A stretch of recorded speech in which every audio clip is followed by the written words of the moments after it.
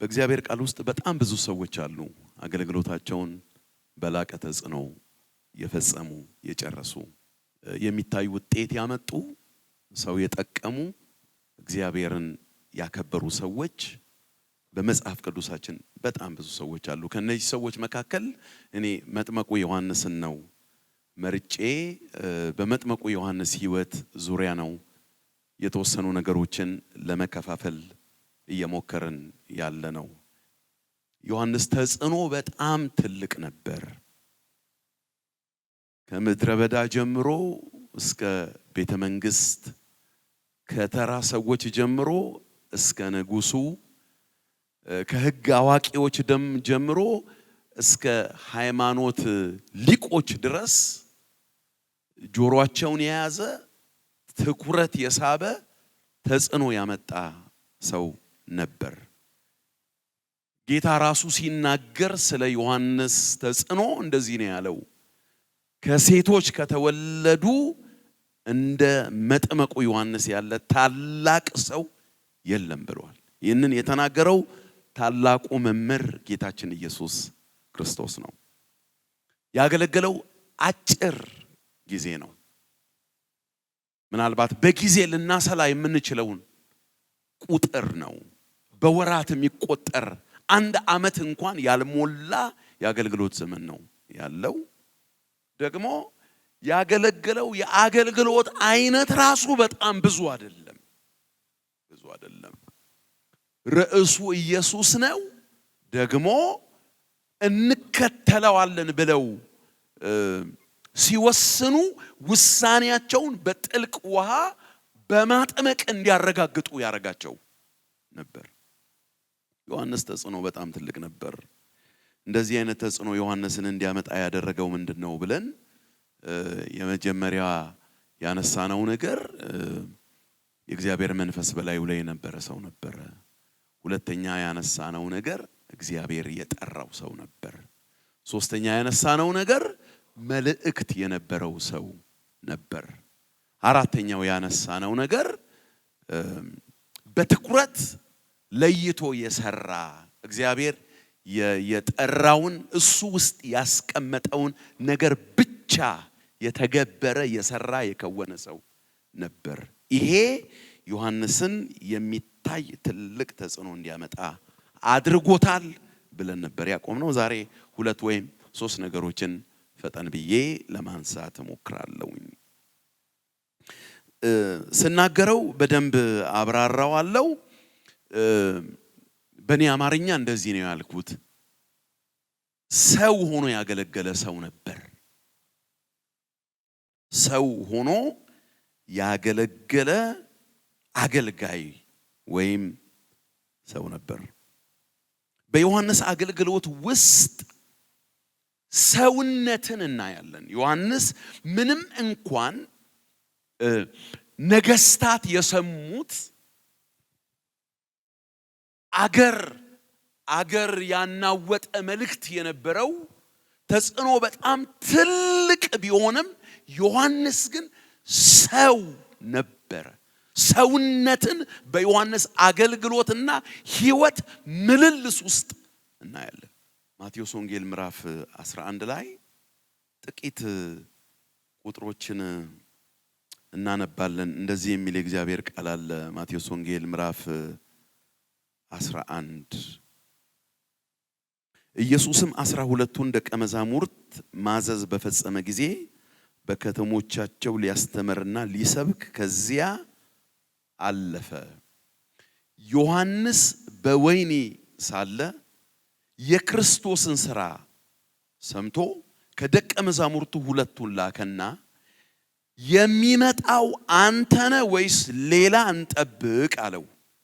ኢየሱስም መልሶ እንዲህ አላቸው፣ ሄዳችሁ ያያችሁትንና የሰማችሁትን ለዮሐንስ አውሩ። እውሮች ያያሉ፣ አንካሶች ይሄዳሉ፣ ለምጻሞች ይነጻሉ፣ ደንቆሮች ይሰማሉ፣ ሙታን ይነሳሉ፣ ለድሆች ወንጌል ይሰበካል። በእኔ የማይሰናከል ሁሉ ብፁዕ ነው ብላችሁ ለዮሐንስ ንገሩት አለ። ይሄ ጊዜ ዮሐንስ ሄሮድስ ያሳሰረው ጊዜ ነው። ዮሐንስ አንድ ጥበቃ ነበረው። ልክ እሱ ተይዞ ሲታሰር ኢፍታዊ በሆነ መንገድ ሲታሰር አንድ ነገር ጠብቋል። ያ ጊዜ የኢየሱስ አገልግሎት በጣም እየደመቀ ነው። ኢየሱስ ራሱ እንደተናገረ በወህኒ ሳለ ስለ ኢየሱስ ሰማ። የሚያገለግለውን አገልግሎት የሚያስተምረውን ትምህርት አገሩን የያዘ እንደሆነ ሰማ እና መልእክተኛ ይሄንን ሲሰማ ዮሐንስ አንዳች ነገር አድርጎ ከዚህ ወህኒ ነፃ ሊያወጣኝ ይችላል የሚል ጥበቃ ነበረው። ዮሐንስ ሲጠብቅ ምንም የለም፣ ሲጠብቅ ምንም የለም፣ ሲጠብቅ ምንም የለም፣ ሲጠብቅ ምንም የለም። ጥርጥር ቢጤ ውስጡ አጫረ። እሱ ክርስቶስ ከሆነ መንገድ የጠረኩለት ስለሱ ያወጅኩት እሱን ከዓለም ጋር ያስተዋወቅኩት የእግዚአብሔር በግ ብዬ የተናገርኩት እኔ ስታሰር እኔ በወህኒ እኔ ኢፍታዊ ነገር ሲፈጸምብኝ እንዴት ዝም ብሎ ያያል በሚል እሳቤ ዮሐንስ ጥርጥር ነገር ውስጡ ተፈጠረ እና መልእክተኞቹን ከደቀ መዛሙርቱ ከሱ ደቀ መዛሙርት መካከል ሁለቱን ላከ። የምትመጣው አንተ ነህ ወይስ ሌላ እንጠብቅ አለ። ከዛ ኢየሱስ ክርስቶስ መለሰለ፣ ሂዱና እንደዚህ ብላችሁ ንገሩት፣ እውሮች ያያሉ፣ አንካሶች ይዘላሉ፣ ለምጻሞች ይነጻሉ፣ ሙታን ይነሳሉ፣ ወንጌል ይሰበካል። በእኔ የማይሰናከል ብፁዕ ነው አለ። ምንም እንኳን ዮሐንስ ቤተ መንግስትን ያነጋገረ ሰው ቢሆንም የጭፍሮችን አእምሮ የያዘ ቢሆንም የሃይማኖት መሪዎችን ትኩረት የያዘ ቢሆንም አገር ሁሉ ተሰብስቦ የሚሰማውና የሚያደምጠው ቢሆንም ዮሐንስ ሰው ነበር። ሰው ነበር። አገልግሎት የሚባለው ነገር ጋር አንዱ ከዮሐንስ ሕይወት ውስጥ የምንማረውና ራሳችንንም አንዳንድ ጊዜ ከልክ በላይ እንዳንወቅስ እንዳንኮንን ወይም ደግሞ ከልክ በላይ ራሳችንን ሰቅለን ከሌላ ዓለምና ቦታ የመጣን አድርገን እንዳንቆጥር ባለፉት ዘመናት እግዚአብሔርን ያመለኩ ያገለገሉ የተከተሉ ብዙ ተጽዕኖ ያመጡ ሰማይ ያወጀላቸው የመሰከረላቸው አገልጋዮች መላእክት ሳይሆኑ ሰዎች ናቸው። በመከራ ቀን ግራም ይገባቸው እንደማንም ሰው የሚጠራጠሩ እንደማንም ሰው የሚፈሩ እንደማንም ሰው የሚደነግጡ እንደማንም ሰው እጥረት የሚፈጠርባቸው እንደማንም ሰው የሆነ በሰውነታቸው ሰው የሚደርስበት ነገር የደረሰባቸው ሰዎች ነበሩ። ይህንን ማወቅ እኔ በጣም በጣም ጠቃሚ ነው ብዬ አስባለሁ።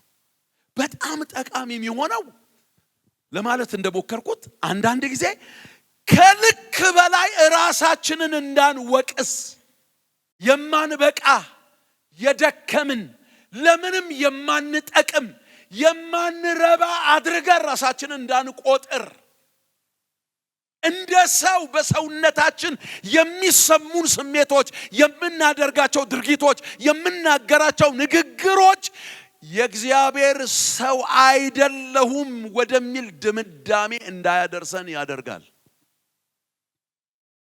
በጣም የሚገርመው ይሄንን ኢየሱስ ስለ ዮሐንስ ከተናገረ በኋላ ቀጥሎ ስለ ዮሐንስ የተናገረው ነገር ነው። በጣም የሚገርመው በእኔ ማይሰናከል ብፁዕ ነው ካለ በኋላ እነዚያም ሲሄዱ ኢየሱስ ለሕዝቡ ስለ ዮሐንስ ሊናገር ጀመረ። እንዲህ አለ፣ ምን ልታዩ ወደ ምድረ በዳ ወጣችሁ? ነፋስ የሚወዘውዘውን ሸምበቆ ወይስ ምን ልታዩ ወጣችሁ? ቀጭን ልብስ የለበሰ ሰውን? እነሆ ቀጭን ልብስ የለበሱ በነገስታት ቤት አሉ። ወይስ ምን ልታዩ ወጣችሁ? ነቢይ? አዎን እላችኋለሁ ከነቢይ የሚበልጥ። እነሆ መንገድን በፊትህ የሚጠርግ መልእክተኛዬን በፊትህ እልካለሁ ተብሎ የተጻፈው ይህ ነውና እውነት እላችኋለሁ ከሴቶች ከተወለዱ አለ ጌታችን ኢየሱስ ክርስቶስ። ምላሹ ተጠራጥሮ ሲያገኘው ደክሞ ሲያገኘው ይሄ የማይረባ የሚል መልእክት አይደለም የላከው። ወይም ደግሞ እሱ ከሄደ በኋላ ስለ ዮሐንስ ሰው ማለት ይሄውላችሁ ይሄ ነው ደካሞች የማትረቡ አይደለም ያለው። ስለ ብርታቱ ነው የተናገረው። ስለ ትልቅነቱ ነው የተናገረው። ተጽዕኖ አምጪ ስለመሆኑ ነው የተናገረው። አንዳንድ ድካሞቻችን የእግዚአብሔር ሰውነታችንን አይሽረውም። የተጠራን መሆናችንን አይሽረውም። አይከለስም። ተሳስቼ ነበር አይልም። መጽሐፍ እንደዚህ እኮ ነው የሚለው። እግዚአብሔር በመጠራቱና በጸጋ ስጦታው ምን ይላል? አይጸጸትም። አይጸጸትም። ያበሻ አባት ልጆችን ወላጆች ሲያሳድጉ እኔም ሰምቼ ያውቃለሁ። ልጆቹ የማይሆን ነገር ያደረጉ ቀን ልጅሽ የሚሰራውን ነገር ታያለሽ አይደል ይላሉ። ፈተና 2 ከ10 ያመጣ ቀን የእናቱ ልጅ ነው። 10 ከ10 ያመጣ ቀን የአባቱ ልጅ ነው። ጎበዝ የኔ አንበሳ የኔ ባትሆን ይቆጨኝ ነበረ። እግዚአብሔር እንደሱ አይደለም ልላችሁ ነው። የወደቅን ቀንም የእግዚአብሔር ነን። የደከምን ቀንም የእግዚአብሔር ነን። ሲያቅተንም የእግዚአብሔር ነን። ስንንገታገትም እኛ የእግዚአብሔር ነን። መጸለይ ሲያቅተንም የእግዚአብሔር ነን። ኃጢአት የሰራን ቀንም የእግዚአብሔር ነን። የወደቅን ቀንም የእግዚአብሔር ነን። ለእግዚአብሔር ለአምላክ ክብር ይሁን።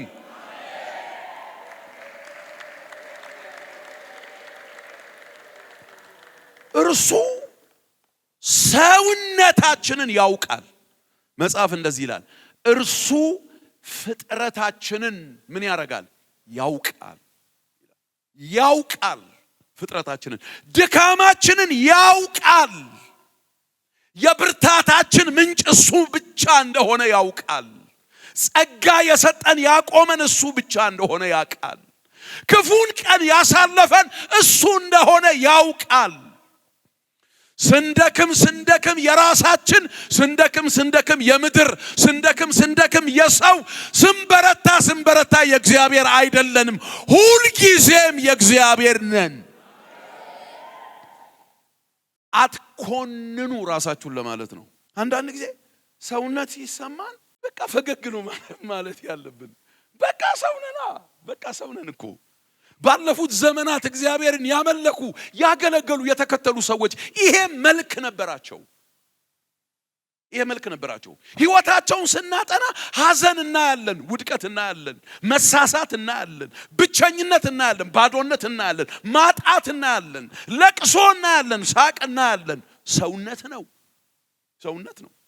እግዚአብሔር አምላክ ሰውነት የሚባለውን ነገር ከውስጣችን ሙጥጥ አድርጎ ወስዶ አይደለም አገልጋዮቹ ያደረገን።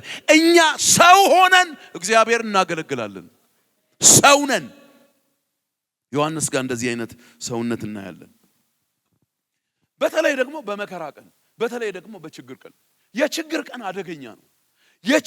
ችግር ክፋቱ የምናውቀውን እውነት የመደበቅ ጉልበት አለው። ችግር ክፋቱ እሱ ነው። አቅም አለው፣ ይሰውራል፣ የምናውቀውን ነገር ይደብቃል። ኢየሱስ ክርስቶስ የእግዚአብሔር በግ ብሎ ሰማያት ተከፍተው ድምፅ ሰምቶ በአንተ ደስ ይለኛል የምወድ ልጄ አንተ ነህ፣ መንፈስ ቅዱስ በርግብ አምሳል ሲመጣበት አይቶ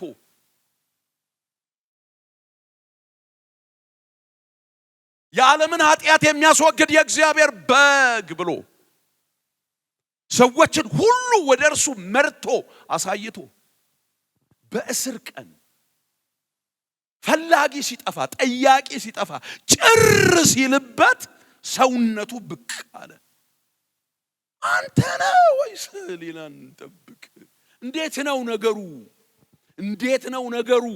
እኔ ዮሐንስ እንዴት ነው ነገሩ ማለቱ አይደለም በጣም የሚያስገርመኝ። በዮሐንስ እንዴት ነው ነገሩ ውስጥ ኢየሱስ ክርስቶስ ስለ ዮሐንስ የተናገረው ነገር ነው። ከሴቶች ከተወለዱ መካከል እንደ ዮሐንስ ያለ ታላቅ የለም።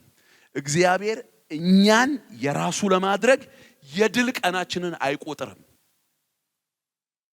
የድል ቀናችንን አይቆጥርም። የጸለይን ቀን አይቆጥርም። እየመዘገበ በበጎ በድል ቀናችን የእግዚአብሔር ያ ሲያልፍ የሌላ አንሆንም። ጳውሎስ ሰውነት ይታይበት ነበር። በሁለተኛ ቆሮንቶስ መጽሐፍ ምዕራፍ 11 ከቁጥር 26 ጀምሮ ያለውን የመጽሐፍ ቅዱስ ክፍል ስትመለከቱ የነበረበትን ፍርሃት፣ የነበረበትን ጭንቀት፣ የነበረበትን ግራ መጋባት በግልጽ ይናገራል። በግልጽ ሁለተኛ ቆሮንቶስ ምዕራፍ 11 ላይ ቁጥር 26 ላይ ብዙ ጊዜ በመንገድ ሄድኩ፣ በወንዝ ፍርሃት፣ በወንበዴዎች ፍርሃት፣ በወገኔ በኩል ፍርሃት፣ በአሕዛብ በኩል ፍርሃት፣ በከተማ ፍርሃት፣ በምድረ በዳ ፍርሃት፣ በባህር ፍርሃት፣ በውሸተኛ ወንድሞች በኩል ፍርሃት ነበረብኝ። በድካምና በጥረት ብዙ ጊዜ እንቅልፍ በማጣት በረሃብ በጥም ብዙ ጊዜም በመጦም በብርድ በራቁትነት ነበርኩ። የቀረውን ነገር ሳልቆጥር ዕለት የሚከብደኝ የአብያተ ክርስቲያናት ጉዳይ ነበረ ይላል ጳውሎስ ነው። ይግረማችሁ፣ ጳውሎስ ነው ይህንን የሚናገረው። ፍርሃት ነበረብኝ። በውሸተኛ ወንድሞች ምክንያት ፍርሃት ነበረብኝ። በውጭ ፍርሃት ነበረብኝ። በስደት ፍርሃት ነበረብኝ። ተርቤያለሁ፣ ተጠምቻለሁ፣ ታርዣለሁ፣ ደክሜያለሁ፣ ጨንቆኝ ያቃል፣ ግራ ገብቶኝ ያቃል፣ ምን ይሻለኛል ብዬ አውቃለሁ። ወደ ሶስተኛ ሰማይ ተነጠቀ ብለን የምናምነው ጳውሎስ። እኔ ጳውሎስን የምሬን ሳጠና ይሄ ሰውዬ ግን ሰው ብቻ ነው ብዬ አውቃለሁ። ገድሉን አይቼ፣ ሐሳቡን አይቼ፣ ድሉን አይቼ፣ ማሸነፉን አይቼ፣ ያለውን ሸክም አይቼ ብቻ ግን አይደለም። ሰውነት የሚባል ነገር ደግሞ ነበረበት። ፍርሃት ነበረብኝ፣ ጭንቀት ነበረብኝ፣ ግራ መጋባት ነበረብኝ ይላል። እና እንደ ሰው እግዚአብሔር እናገልግል።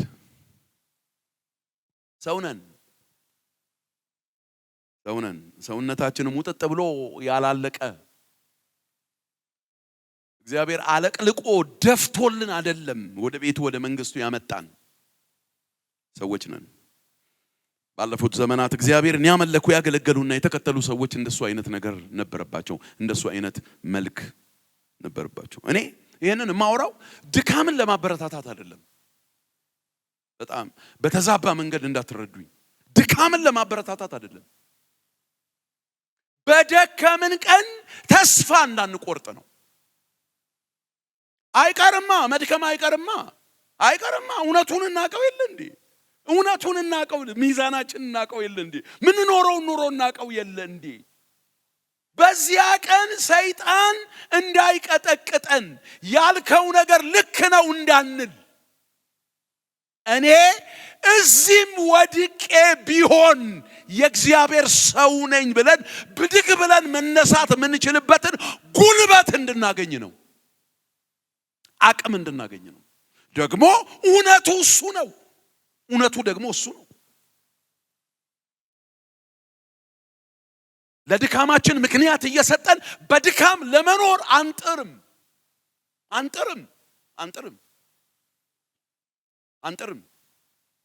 አንከርምም፣ አንሰነብትም፣ አንቀመጥም፣ አንቀበልም። ሆኖ ሲገኝ ግን ከልክ በላይ እንድንቀጠቀጥ አንፈቅድም። ሰው ነን። እንዲህ አይነት መልክ ነበራቸው አባቶቻችን፣ እግዚአብሔርን ያመለኩ ያገለገሉ የተከተሉ ሰዎች። በገላትያ መጽሐፍ ላይ ሐዋርያው ጳውሎስ ስለ ጴጥሮስ ሲናገር ጴጥሮስን ግብዝ ሆነ ይላል። ግብዝ፣ በግብዝነት ተያዘ ይላል።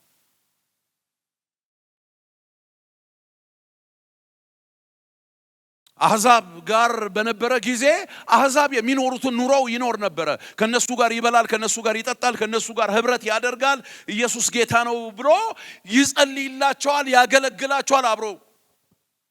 አይሁዶች ብቅ አሉ። አይሁዶች ብቅ ሲሉ ፈራ። አይሁዶች ከአሕዛብ ጋር በኋላ ነው የተዋሃዱት፣ በኋላ ነው የተቀበሉት። በእግዚአብሔር ጣልቃ ገብነት፣ በእግዚአብሔር ተአምራት። በነገራችን ላይ አይሁዶች አሕዛብን የተቀበሉት ፈቅደው አይደለም። እግዚአብሔር መንገድ ቀይሮ ነው፣ ነገር ለውጦ ነው። ሰማይን ከፍቶ መንፈስ ቅዱስን አፍስሶ ነው። እነሱ የሚናገሩትን ልሳን እንዲናገሩ አድርጎ ነው። ግራ ጋብቷቸው ነው የተቀበሉት። አምነው አይደለም። የአስተሳሰብ ለውጥ አድርገው አይደለም። ስነ መለኮታቸውን ቀይረው አይደለም። ወደው አይደለም። እጃቸው ተጠምዝዞ ነው የቀየሩት። እና እንዲህ አይነት አስተሳሰብ ስለነበራቸው አሕዛብ መካከል አይሁዶች ሲመጡ ጴጥሮስ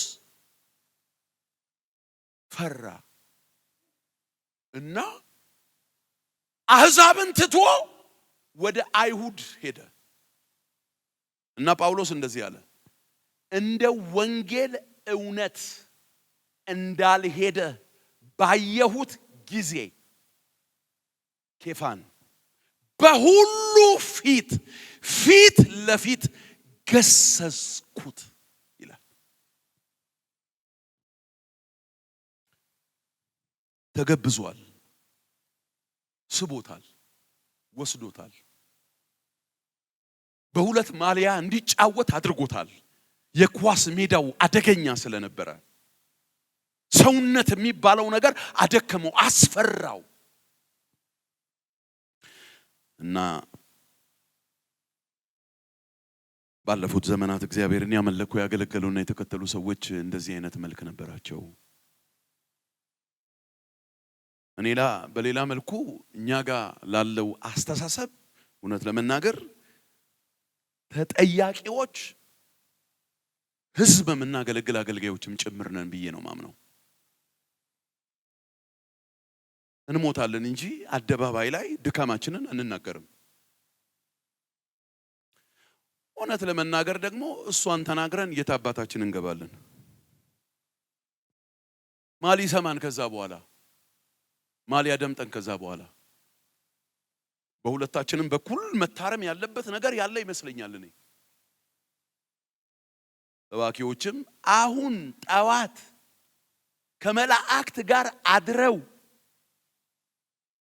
ለጠዋት ስብከት ልብስ ቀይረው እንደመጡ አድርገው አክት የሚያረጉትን ነገር ማቆም አለባቸው። ከሰማይ አይደለም የመጡት፣ ከቤታቸው ነው። ከሰማይ የወረደ ሰው የለም። ሁሉም ሰው ከሰፈሩ ነው የመጣው። ሁሉም ሰው ከቤቱ ነው የመጣው። በፍጹም ይሄ እውነት መረሳት የለበትም። ሰውነን 24 ሰዓት ስንጸልይ እንደምናድር አክት የምናረግ ሰዎች ማቆም አለብን። እኔ እንደውም የምር የሚጸልዩ ሰዎች የምር አይፎክሩም ብዬ ነው ማምነው።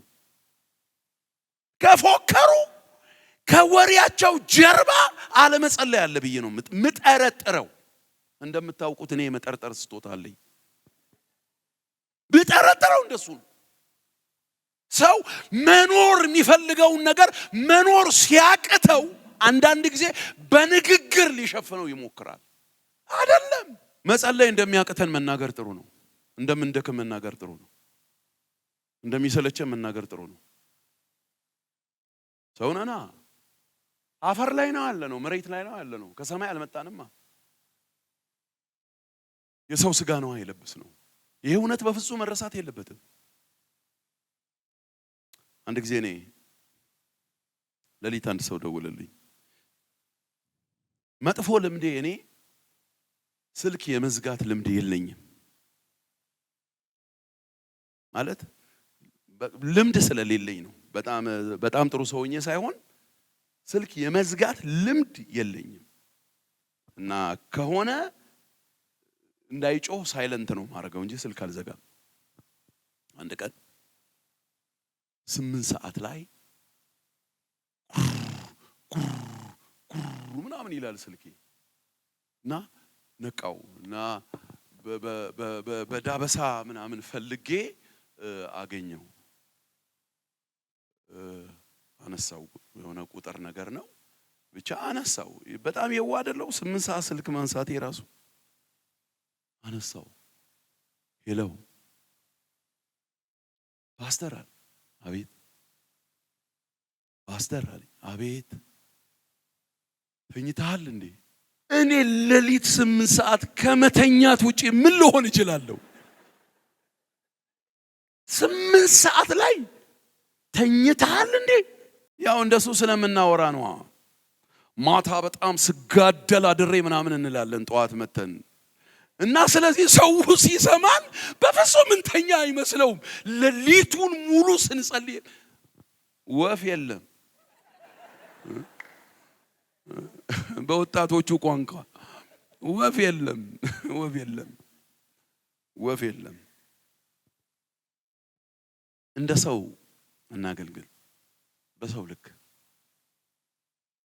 እኔ እንደውም ደከምን እያልን እናገልግል፣ ሐቃተኝ እያልን እናገልግል። እውነተኛ ጸጋም የመጣው ያኔ ነው። እውነተኛ አቅም የመጣው ያኔ ነው።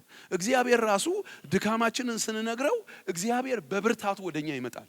ሊያድሰን እግዚአብሔር ይመጣል። ሊያነሳን እግዚአብሔር ይመጣል። ነገራችንን ሊቀይር እግዚአብሔር አምላክ ይመጣል። ሊፈርድብን አይደለም፣ ሊያድሰን እግዚአብሔር ይመጣል። እንደ ሰው እንኖር። እንደ ሰው አንዳንድ ጊዜ ከሰው ጋር መግባባት ያቀተናል እና ከሰው ጋር መግባባት ሲያቀተን እግዚአብሔር ጉባኤያችንን ጥሎ የሚሄድ የሚመስላቸው ሰዎች አሉ። እና እንባ በእንባ የሚሆኑ ንፍጥ በንፍጥ የሚሆኑ በቃ ታዲያ ጌታ እንዴት ይሰራል ምናምን። ጌታ ያውቃል ሰው እንደሆንን፣ ያውቃል ጌታ ሰው እንደሆንን፣ ያውቃል ጌታ አንዳንድ ጊዜ መግባባት እንደሚያቀተን። በሰው ልክ በሰው ሰፈር ምድር ላይ አፈር ላይ እንደምንኖር ጌታ ያውቃል። ይመክረናል እሱ፣ በቃሉ ይገስጸናል እሱ፣ መንገድ ያሳየናል፣ አቅጣጫ ያሳየናል እሱ፣ አይፈርድብንም እሱ።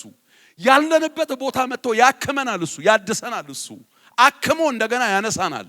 እያንዳንዷን ነገር ከኛ እርምጃ ጋር ልናሰላ በፍጹም አይገባም። እና ዮሐንስ ሰው ነበር፣ ያ ጀግና ሰው ነበር። ያ ቤተ መንግስት የሰማው፣ ቤተ መቅደስ የሰማው፣ ተራው ህዝብ የሰማው፣ ጭፍራው የሰማው፣ አየሩን በጠቅላላ የሸፈነው፣ ምድርን ሁሉ የያዘ፣ የሰውን ልጆች በጠቅላላ አእምሮ የያዘ፣ ሰማይ የመሰከረለት፣ በሰው ዘር መካከል እሱን የሚያክል የለም የተባለ ሰው ነበር። የተጠራጠረ ሰው ነበር። የደከመ ሰው ነበር።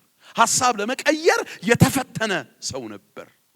ልክ ነው እንዴ ያለ ሰው ነበር። ስለዚህ ሰው እንደሆነን አስበን እናገልግል ነው። እሱ በጣም ለብዙ ነገራችን መድኃኒት ይሆናል። ስድስተኛው ነጥቤ ዮሐንስ እውነተኛ ነበር። ዮሐንስ እውነተኛ ነበር። ደጋግመን ያነበብነው የመጽሐፍ ቅዱስ ክፍል አለ በዮሐንስ ወንጌል ምዕራፍ 1 ላይ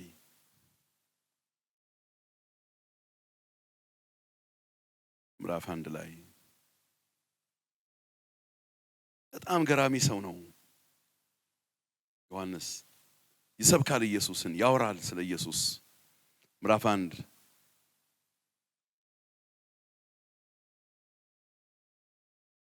አይሁድ አንተ ማን ነህ ብለው ይጠይቁ ዘንድ ከኢየሩሳሌም ካህናትና ሌዋውያንን በላኩ ጊዜ የዮሐንስ ምስክርነት ይህ ነው፣ መሰከረ፣ አልካደም፣ እኔ ክርስቶስ አይደለሁም ብሎ መሰከረ።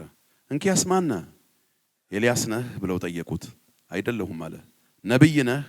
አይደለሁም ብሎ መለሰ። እንኪያስ ማን ነህ? ለላኩን መልስ እንድንሰጥ ስለራስ ምን ትላለህ አሉት። እርሱም ነብዩ ኢሳይያስ እንዳለ የጌታን መንገድ አቅኑ ብሎ በምድረ በዳ የሚጮህ ሰው ድምጽ እኔ ነኝ አለ። ዮሐንስ ሕይወት ውስጥ ከምንመለከተው ነገር መካከል አንዱ እውነተኛነት ነው። ዮሐንስ እውነተኛ ስለነበረ ነው በተጠራጠረ ቀን መልእክተኞችን መላክ ወደ ኢየሱስ የላከው እውነተኛ ሰው ስለሆነ ነው። የሆዴን በሆዴ ይዤ የሚመጣው ነገር ይምጣል አለም። እውነተኛ ሰው ነበር ዮሐንስ። ሁለት መልክ ያለው ገጸ ብዙ አልነበረም ዮሐንስ። መልከ ብዙ አልነበረም ዮሐንስ። ለመለየት በጣም የሚያስቸግር ሰው አልነበረም ዮሐንስ። እውነተኛ ሰው ነበር ዮሐንስ። ስለራሱ ሲናገር እውነተኛ ነው ዮሐንስ። አንተ ማን ነህ? የተጠረጠረው ጥርጣሬ በጣም አደገኛ ነው። አይደለሁም የምትሉት አይደለም። ክርስቶስ ነህ ሲባል አይደለሁም አለ። ኤልያስ ነህ? አይደለሁም አለ። ነብዩ ነህ? አይደለሁም። እንግዲህ ለላኩን መልስ እንድንሰጥ ስለራስህ ተናገር። ማን ነህ አንተ? እኔ ኢሳይያስ እንደተናገረው በምድረ በዳ የሚጮህ ሰው ድምጽ ነኝ። አለቀ። ሌላ ታሪክ፣ ሌላ ስም፣ ሌላ ገድል የለኝም። ይሄ ነኝ እኔ ያለ ዮሐንስ ስለራሱ ሲናገር እውነትን የሚናገር ሰው ነበር። ስለ ክርስቶስ ሲናገርም ዮሐንስ እውነትን ነው የተናገረው። የዓለምን ኃጢአት የሚያስወግድ የእግዚአብሔር በግ እኔ ለንስሐ በውሃ አጠምቃችኋለሁ፣ በመንፈስ ቅዱስና በእሳት የሚያጠምቃችሁ ይመጣል። መንሹ በእጁ ነው፣ አውድማውን ያጠራል። እኔ ጊዜያዊ ነኝ፣ እሱ ቋሚ ነው። እኔ ሰው ነኝ፣ እሱ መለኮት ነው። ኢየሱስን እኮ እንደ መለኮት መቀበል በራሱ ለዮሐንስ በጣም ከባድ እኮ ነው። ዘመዳሞች ናቸው እኮ በስጋ። መለኮት ነው፣ ከሰማይ ነው የመጣው ብሎ ተቀበለ። መቀበል ብቻ አይደለም፣ ከዓለም ጋር አስተዋወቀ። እውነተኛ ሰው ነበር። ስለ ሄሮድስ ሲናገር እውነቱን ነው የተናገረው አይደል? የወንድም ሚስት ለአንተ ልትሆን አትገባም፣ አልተፈቀደም። ንጉስም ብትሆን የመኖር መለኪያ አለ፣ የሞራል መለኪያ አለ። አይቻልም፣ አይፈቀድም አለው። ስለ ጭፍሮች ሲናገር እውነት ነው የተናገረው። ምን እናርግ ሲሉት ነገራቸው። ከተፈቀደላችሁ በላይ አትውሰዱ፣ ማንንም በግፍ አትክሰሱ፣ ደሞዛችሁ ይብቃችሁ፣ በደሞዛችሁ ልክ ኑሩ፣ ከገቢያችሁ በላይ አትኑሩ። የምትኖሩት ከገቢያችሁ በላይ ነው፣ ከላባችሁ በላይ ነው፣ ሌባ ስለሆናችሁ ብሎ እውነትን አደባባይ ላይ ፍርጥ አድርጎ የሚናገር ሰው ነበር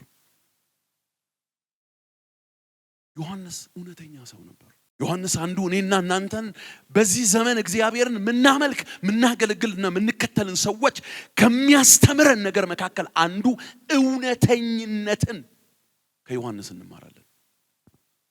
ወንድሞቼ እናቶቼ፣ የተለያዩ ፈተናዎች ተግዳሮቶች ቢኖሩብንም እንደ ክርስቲያን ጌታን እንደሚያመልክ እንደሚያገለግል እንደሚከተል ሰው እኔና እናንተ መለማመድ ያለብን እውነትን ነው። እውነትን ነው። አንዳንድ ጊዜ እውነት መናገር የሚያስከፍለው ዋጋ አለ፣ የሚያሳጣው ነገር አለ። ዮሐንስን ወይኒ የከተተው እውነት መናገሩ ነው።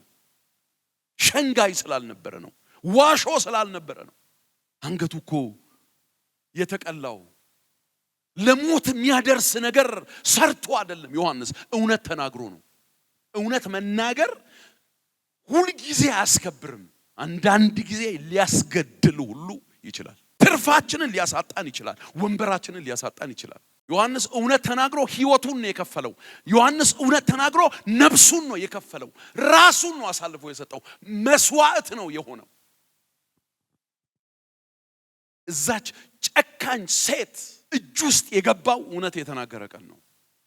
ፍላጎት ነበራት እሷ የንጉስ ሚስት መሆን። ህጋዊም ባይሆን ልክም ባይሆን ባይፈቀድም ትቀልዳለህ እንዴ? ተገኝቶ ነው እንዴ? የሄሮድስ ሚስት መሆን 17ኛ መሆና ቢሆን እዛ መግባት ትርፍ እንደሚያመጣላት ታውቃለች። ንጉሱ ምን ልስጥሽ አለ። የመንግስት እኩሌታ እንኳን ቢሆን ብሎኛል። ምን ልለምነው ስትል የምን የመንግስት እኩሌታ? የመንግስት እኩሌታ ታወሪያለሽ እንዴ? ዮሐንስ እኮ ሁሉን ነገር ሊያሳጣን ነው። ከዚህ ቤት ጠራርጎ ሊያስወጣን ነው። ዮሐንስ ካልተወገደ እዚህ ቤት እኛ መክረም አንችልም፣ መሰንበት አንችልም። ስለዚህ አንገቱን በወጪት ላይ በይና ጠይቂ። ይሄ ነው ዮሐንስን ያስገደለው እኮ እውነት መናገሩ ነው። እግዚአብሔር መቼም ቆራጦች ያርገን፣ ጀግኖች ያርገን፣ መንፈስ ይስጠን። የእውነት መንፈስ እግዚአብሔር ይስጠን። ሽንገላን እግዚአብሔር ከላያችን ላይ ይውሰድልን፣ ይስበርልን። አስመሳይነትን እግዚአብሔር ይስበርልን። እርስ በርሳችሁ ይላል አይደል የእግዚአብሔር ቃል። እውነትን ተነጋገሩ፣ እውነትን ተነጋገሩ። እውነተኛ ለመሆን እንደ ክርስቲያን እኔና እናንተ በየቀኑ ጤነኛ ግንኙነት ከእግዚአብሔር ጋር ሊኖረን ይገባል። እውነተኛነት በአንድ ጀንበር የሚመጣ ነገር አይደለም። ልሁን ብለን አንድ እርምጃ ወሰድኩ ብለን በአንድ ጊዜ የምናመጣው ነገር አይደለም። የህይወት ምልልስ ነው እሱ። ከእግዚአብሔር ጋር ጤነኛ ግንኙነትና ህብረት ማድረግን ይፈልጋል። ሰው ከእግዚአብሔር ጋር ጤነኛ ግንኙነትና ህብረት ሲያደርግ እውነትን ከእግዚአብሔር እየቀዳ ይሄዳል። ጨለማ እየራቀው ይሄዳል። በዚህ ምክንያት እኔና እናንተ እውነተኛ ሰዎች ለመሆን በየቀኑ ከእግዚአብሔር ጋር ያለንን ግንኙነትና ህብረት መፈተሽ ነው ያለብን። ይሄ የየቀን እንቅስቃሴያችን የየቀን አቅማችን በየቀን ከምንበላውና ከምንጠጣው ነገር ጋር ቀጥታ ግንኙነት አለው። ቀጥታ ግንኙነት አለው እኮ። ንቅት ብለን አሁን እኮ በጣም የንቁ ሰዎችን ፊት እያየው ነው ማወራው እኔ። በጣም እንደዚህ ንቅት ያረጋችሁ የእግዚአብሔር መንፈስ ብቻ አይደለም። የበላችሁት ሽሮ፣ የበላችሁት ቂጣ፣ የጠጣችሁት ቡና፣ የጠጣችሁት ማኪያቶ፣ የጠጣችሁት ሻይ፣ የጠጣችሁት ውሃ ድምር ውጤት ነው። ይሄ ሰውነት ሲሰራ በእህል እንዲኖር አድርጎ ነው እግዚአብሔር የሰራው። በእህል እንዲኖር አድርጎ ነው እግዚአብሔር የሰራው። ማለት እኮ ጌታ ራሱ እኮ ሰው በእንጀራ አይኖርም አላለም፣ ብቻ አይኖርም ነው ያለው። ለመኖር ለሰው ልጅ እንጀራ ግዴታ ነው። ምሳሌ መጽሐፍ ላይ እንደዚህ የሚል የእግዚአብሔር ቃል አለ። ቅባት የሰውን ፊት ያወዛል፣ እህልም የሰውን ጉልበት ያጠነክራል ይላል። እህል ህጉ መንፈሳዊ ነገር ላይም አይዛባም። ይሄ መንፈሳዊ ማንነታችን እህል ያስፈልገዋል። የእግዚአብሔር ቃል የሚባል ጸሎት የሚባል ክርስቲያናዊ ህብረት የሚባል መታዘዝ የሚባል መንፈሳዊ ስንቅ ምግብ ያስፈልገዋል። እሱን ሲያገኝ ይጠነክራል። እሱን ሲያገኝ ጤነኛ ይሆናል። እሱን ሲያገኝ ጉልበት ይኖረዋል። እሱን ሲያገኝ የሚመጣውን የትኛውንም በጎ ነገር የማድረግ አቅም ይኖረዋል። ክፉን ነገር እምቢ የማለት ጉልበትና አቅም ይኖረዋል። እና እውነተኛ ሰዎች እንድንሆን ከተፈለገ ከሚያስፈልገን ነገር መካከል አንዱ በየቀኑ የእግዚአብሔርን ቃል ማንበብ፣ በየቀኑ መጸለይ፣ በየቀኑ እግዚአብሔርን ለመታዘዝ ጥረት ማድረግ፣ በየቀኑ ክርስቲያናዊ ህብረት ማድረግ፣ በየቀኑ እግዚአብሔርን ማገልገል። ይሄ መንፈሳዊ ስንቃችን ነው፣ መንፈሳዊ ምግባችን ነው። ይሄ ሲጎል ጥንካሬያችን ይከዳናል፣ ጉልበታችን ይከዳናል፣ አቅማችን ይከዳናል። እየላላ ይሄዳል፣ እያቃተን ይሄዳል፣ እየደከምን እንሄዳለን። የጊዜ ጉዳይ ነው፣ እንደክማለን። እህል ባቆምን ቀን እንኳን አንሞትም እኮ። እህል ባቆምን ቀን እየደከምን ነው የምንሄደው እንጂ አንሞትም። ዛሬ ባንበላ ምንም አንሆንም። ትንሽ በትንሽ አቅማችን እየቀነሰ ይላል። ነገን ስንደክምበት የበለጠ ይደክማል። ሶስተኛውን ቀን ስንጨምር ለመነሳት ይከብደናል፣ እያዞረን ይሄዳል። ከረጅም ቀን በኋላ ነው የምናሸልበው። ህጉ መንፈሳዊ ነገር ላይም እንደሱ ነው።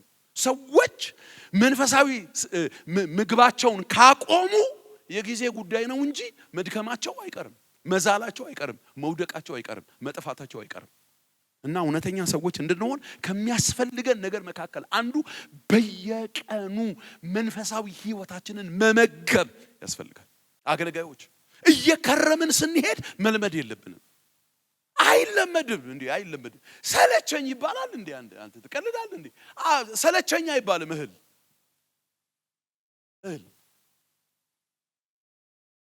ብዙ ቦታ አውርቻለሁ እኔ። ሳይሰለቸኝ ሳይደክመኝ ጊዜ ሳላጣ እነዚህን 52 ዓመት ምግብ በላሁ። አንድ ቀን ሳያስጠላኝ። በነገራችን ላይ ምግብ ውስጥ እንትን አለ እኮ፣ ደስታ አለ። ደስታ አለ እኮ። መብላት ስለሚጠቅም ብቻ አይደለም የሚበላው፣ ደስ ስለሚልም ጭምር ነው የሚበላው። ደስታ ይሰጣል። እህል ደስታ ይሰጣል። አይለመድም።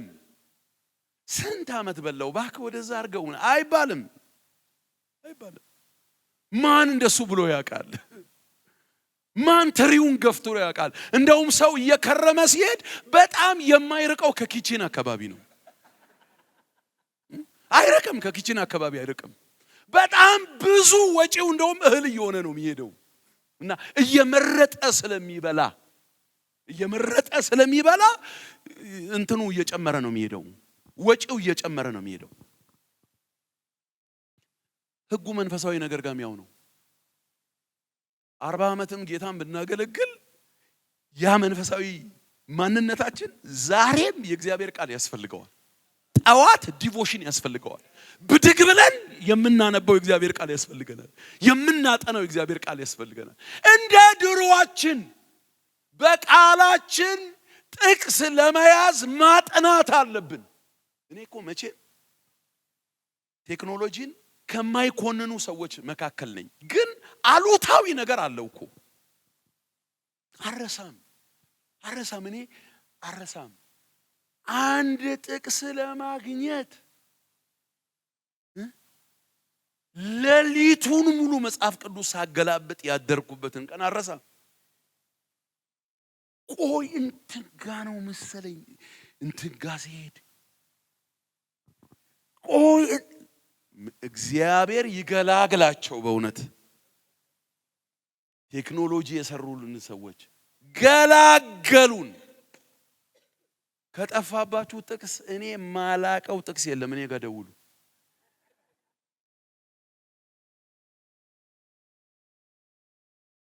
እሱ ግን ከጥናታችን ሊያርቀን አይገባም። ከንባባችን ሊያርቀን አይገባም። ደስ ይላል ቴክኖሎጂው እኮ። አሁን መጽሐፍ ቅዱስ በእንትን አለ አይደለ? በኦዲዮ አለ እኮ፣ በድምጽ አለ። እኔ እሱን በጣም ከሚወዱ ሰዎች መሃል ነኝ። ጆሮዬ እስኪግል ድረስ አንዳንድ ቀን ስተኛ ኤርፎን ጆሮዬ ላይ አድርጌ መጽሐፍ ከፍቼ ነው።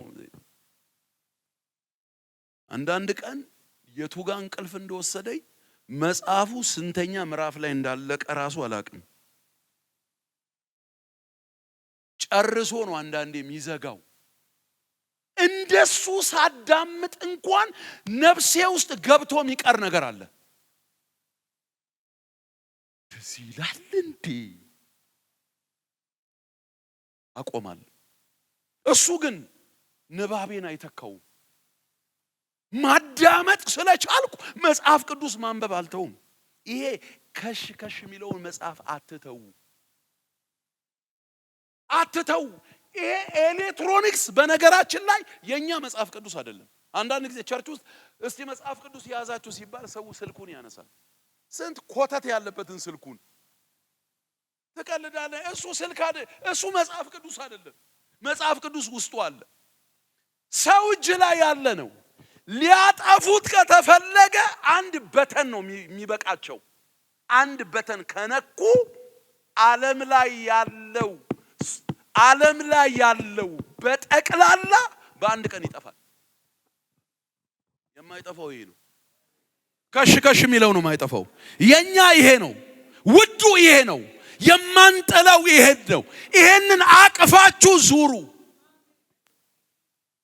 እኔ አንዳንድ ጊዜ ያምረኛል ስላችሁ እኮ የእውነቴን እኮ ያምረኛል።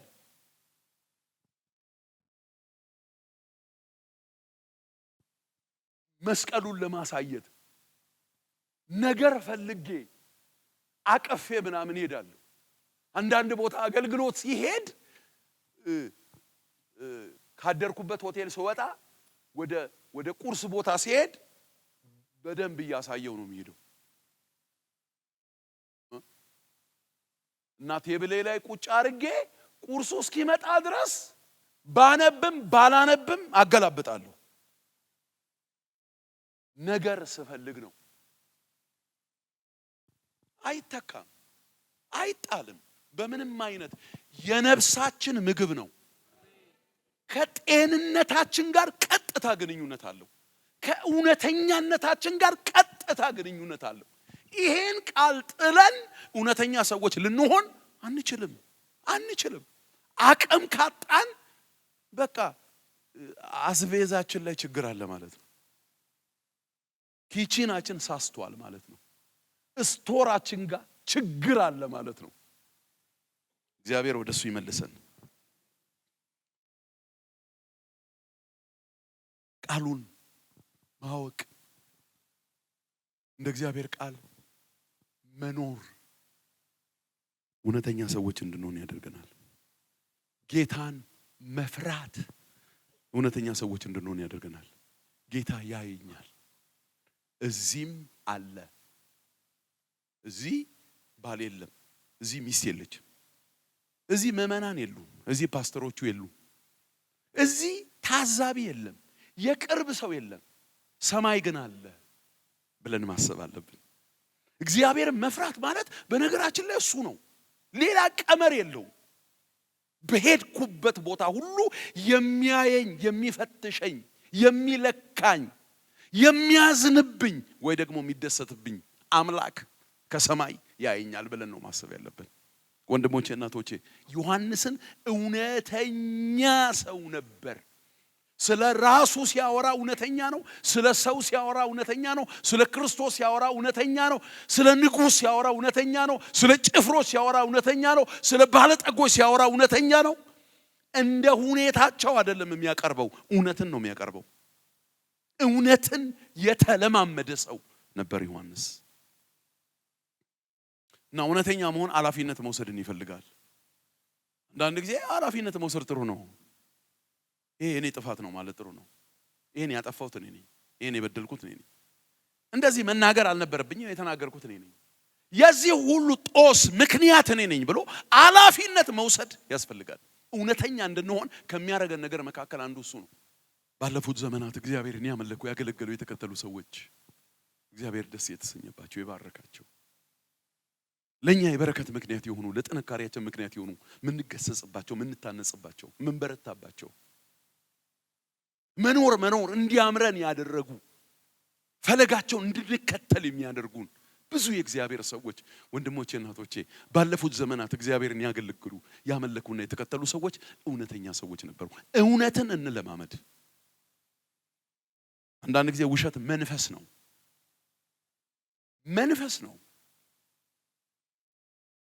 አንዳንድ ጊዜ አንዳንድ ሰው ለምን እንደሚዋሽ እንኳን አያውቅም።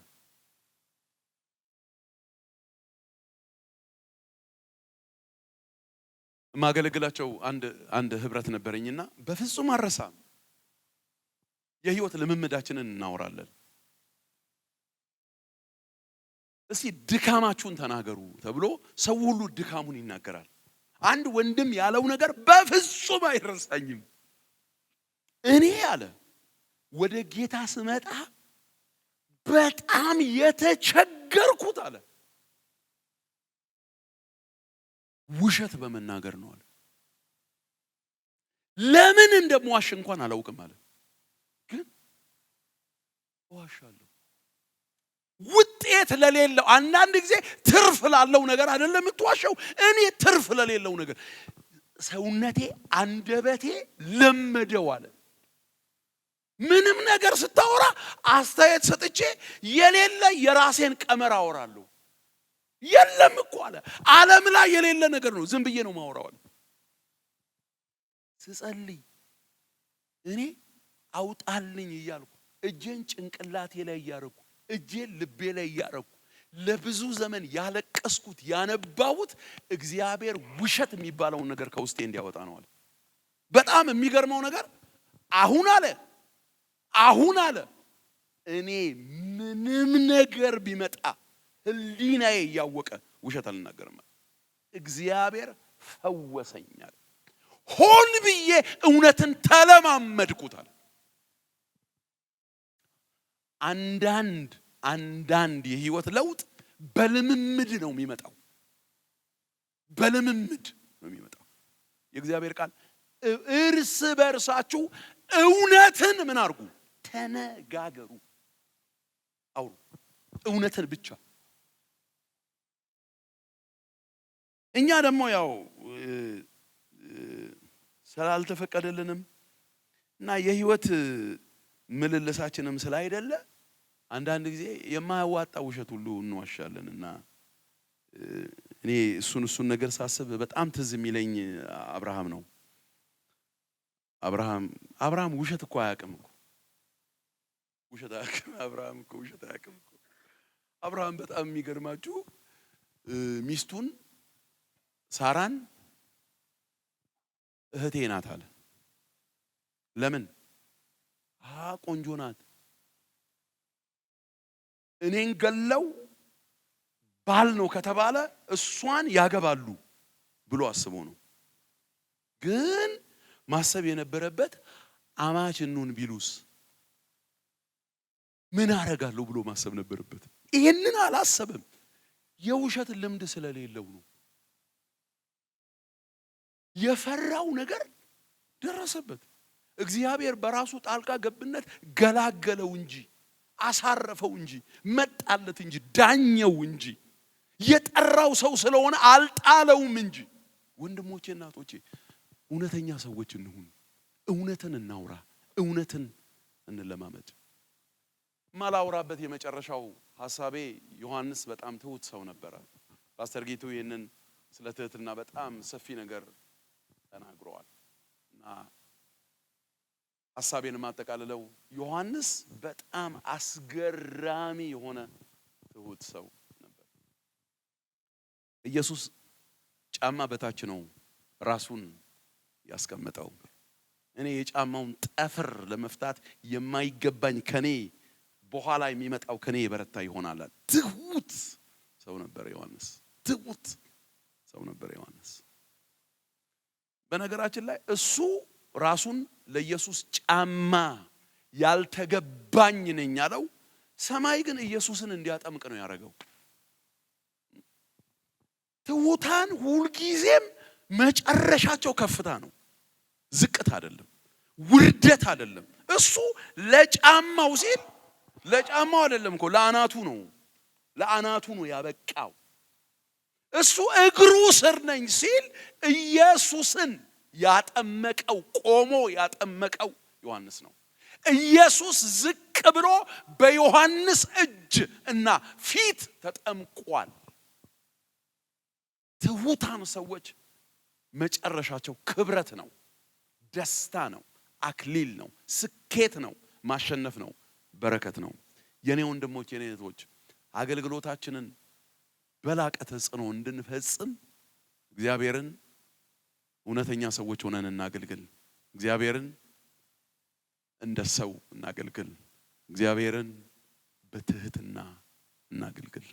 እግዚአብሔር ዘመናችንን ይባርካል። እግዚአብሔር ይረዳናል። እግዚአብሔር ያግዘናል። እግዚአብሔር ከኛ ጋር ይሆናል። አይተወንም፣ አይፈርድብንም፣ አይጥለንም። ከወደቅንበት እንደገና ያነሳናል። እንደገና እንቀጥላለን። እንደገና ድል እናረጋለን። እንደገና እናሸንፋለን። ለእግዚአብሔር ለአምላክ ክብር ይሁን። እግዚአብሔር የተባረከ ይሁን።